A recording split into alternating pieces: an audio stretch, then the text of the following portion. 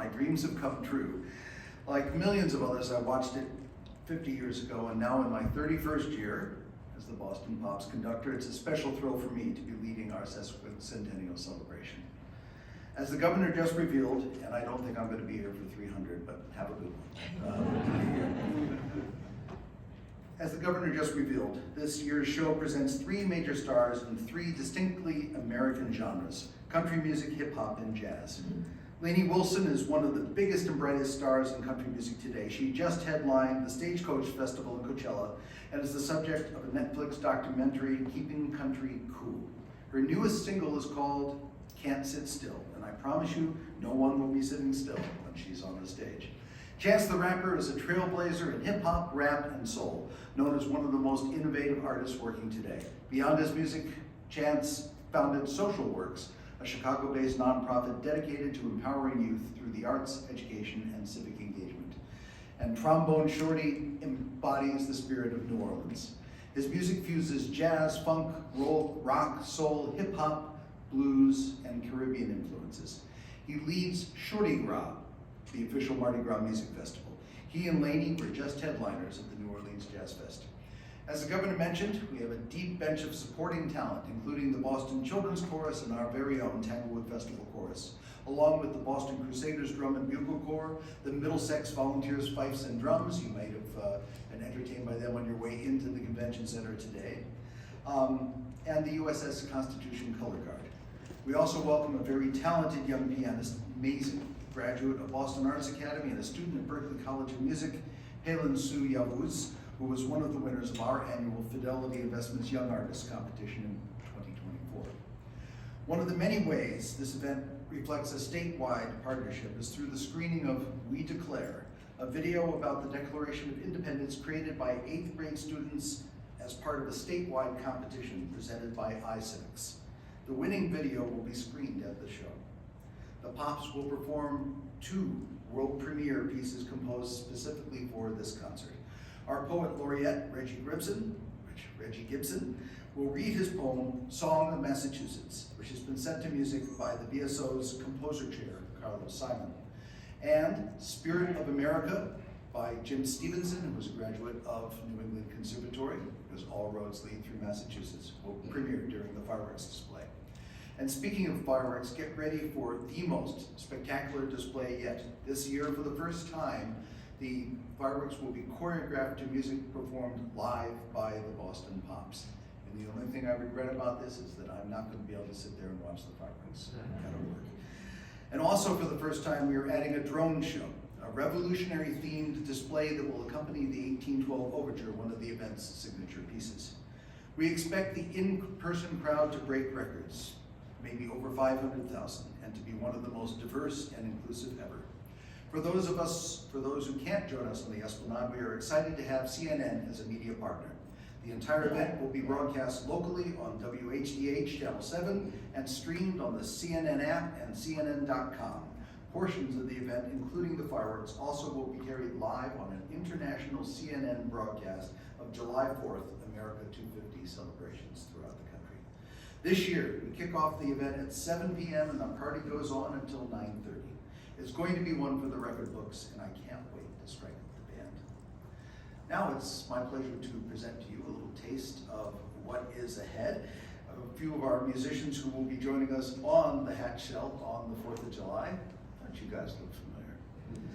And they will be performing for you a beautiful new arrangement of America the Beautiful that was composed specifically for this press conference, actually, by the principal trumpet of the Boston Pops Esplanade Orchestra, Terry Everson.